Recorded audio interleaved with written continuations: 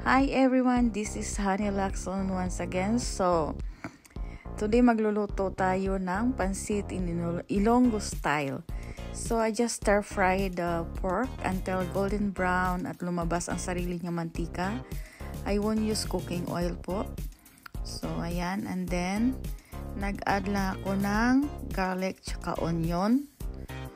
So, para magiging masarap siya. So, then I add a little bit of water. Yan.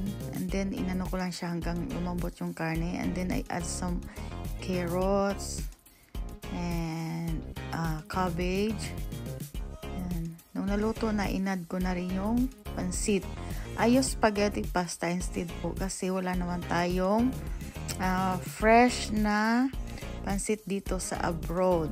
So, ayan. And then, I add some capsicum or bell pepper and green onion or spring onion. Ang tawag ng iba dyan. So, ayan. Luto na yung ating pansit.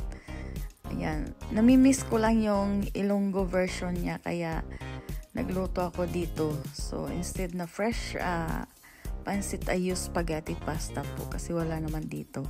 So, just enjoy and watch. And then, don't forget to hit the notification bell. Thank you!